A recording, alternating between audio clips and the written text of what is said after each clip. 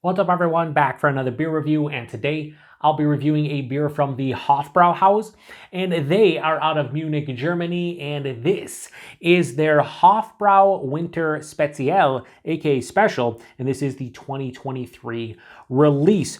So this is a Doppelbock that comes in at 8.4% alcohol by volume, 30 IBUs at the time of review. I don't know exactly how old this bottle is, but it does have a Best By date of October 11th of 2024, so we should be more than good to go. And if I was a betting man, I would assume that this beer was bottled on October 11th of 2023 because they probably gave it a 1-year shelf life, and considering this is the 2023 release, that makes sense, but I don't know that for sure. But if so, this is just over 4 months old. Style like this doesn't matter. No, these can age, but this is relatively fresh. Anyway, full disclosure, I've never had this one before.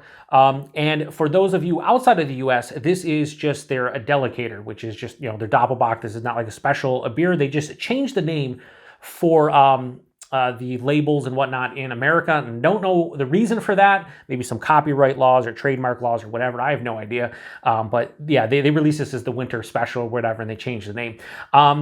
I am curious to see how this stacks up against the big four Doppelbocks in my eyes, which is Ayinger, Weihenstephaner, Spaten, and Paulaner. In order, those were actually in order my favorite.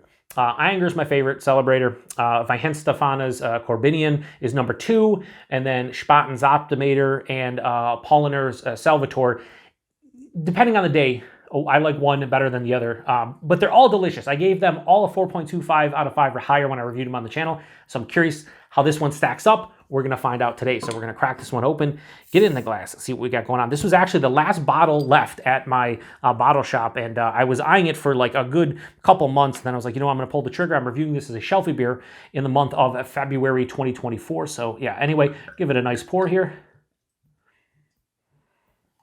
Go kind of aggressive here at the end, try to get a nice head. Beautiful.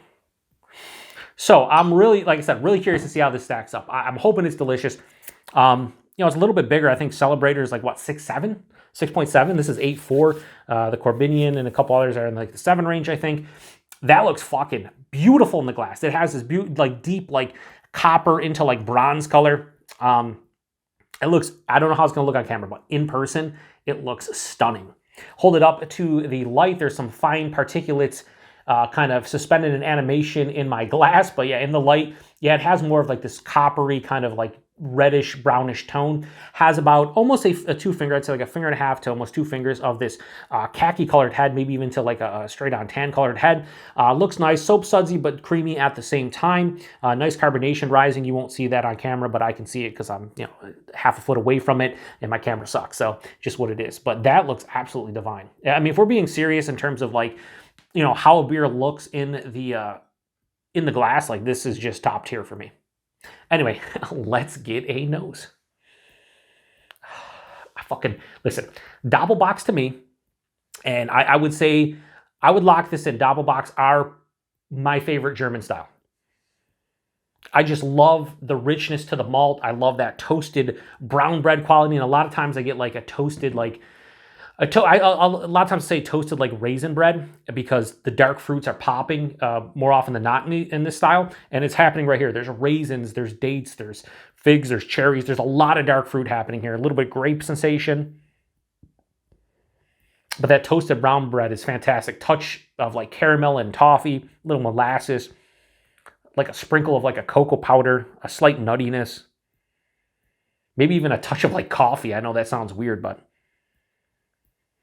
it just smells so, the malt just smells so rich and inviting. And then the hop character, it's not like super pronounced, but there's like this earthy like grassiness, I would say. Listen, first impression, based on the nose, this is going to be up there.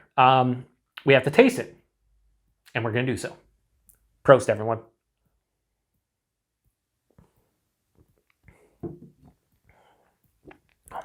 Ooh.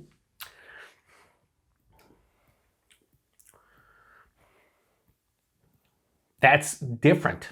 That was very different than the vast majority of the Doppelbocks that I've had, like the authentic German Doppelbocks that have been imported, the aforementioned ones. I've also had Augustiner Brau.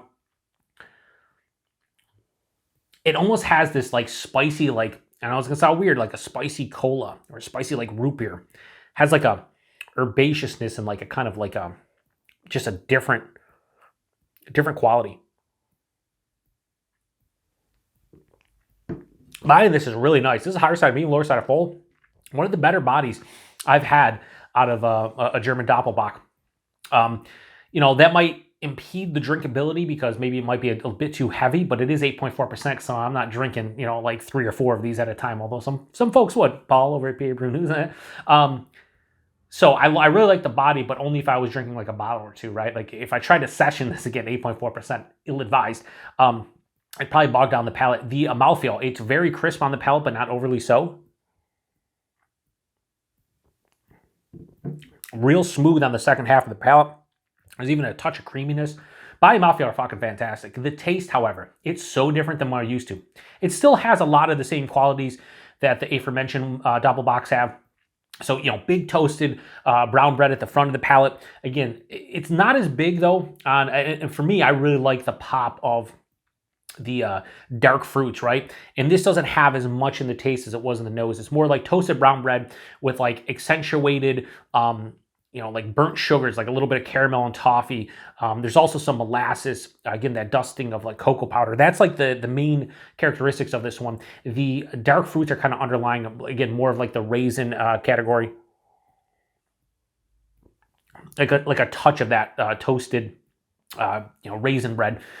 That's all in the front half of the palate. Halfway through, though, I get hit with that spiciness that, again, it has like a cola, like a Coca-Cola like spiciness.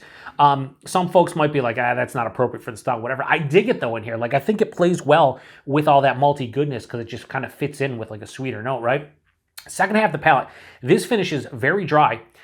There's a mild to moderate bitterness, more like smack dab in the middle, but more approaching mild. It's not really that bitter, but it is very dry. There's this earthy grassiness and a touch of that spiciness probably come from the hops as well.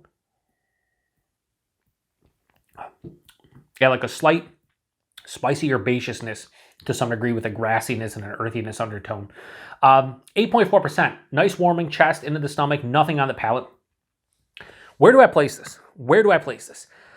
It's so, to me, and again, everyone's going to be different. We all have different palates. Beer is subjective, blah, blah, blah. I say that a lot when maybe I know that my opinion is going to go outside the norm because it's true. I mean, beer is subjective, so I just say it in case folks come to the review and they're like, you're a fucking idiot. What do you taste? And I don't taste that. Listen, we're all different, right? I am a fucking idiot, don't get me wrong. But, you know, everybody's different, so you're going to pick up on something else. That spicy Coca-Cola character is really the big difference. I don't get that, you know, big pop of dark fruit that I get a lot of times with this. But I really like the body and mouthfeel. Body and mouthfeel are top notch. I don't know where to place this though in terms of how much I enjoy it compared to the big four.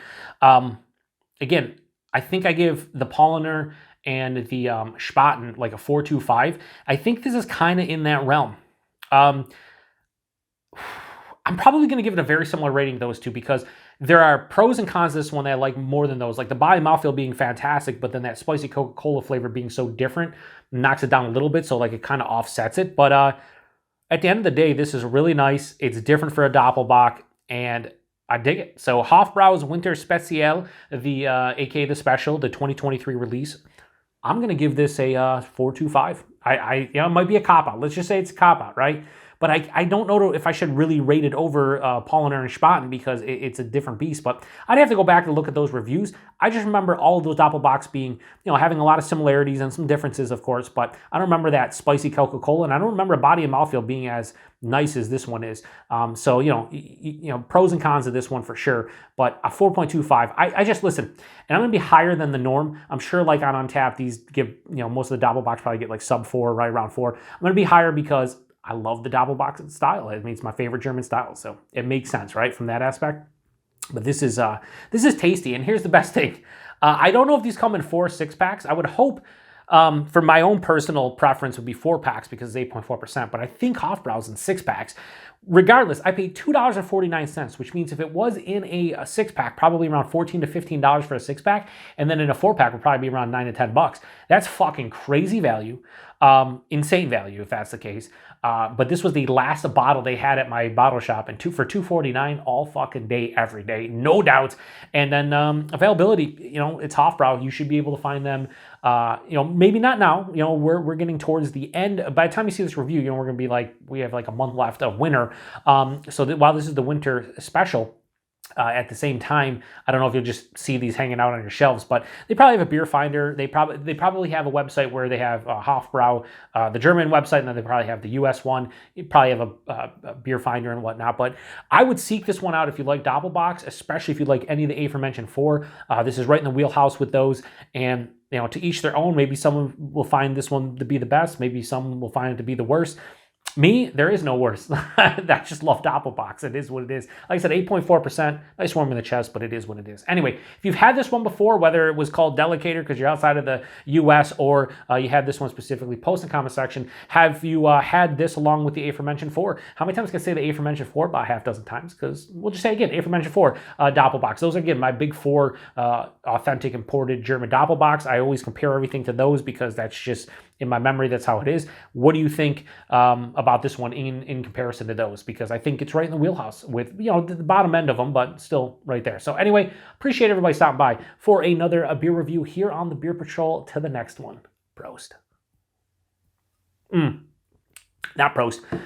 The other thing I really like about this one, it's very clean. You sometimes forget that Doppelbocks are lagers, right? Or at least I do. The beer is so clean that I could crush this one, but I want to savor it because of the ABV, because of the richness of the malt, and I sometimes forget that. So anyway, prost.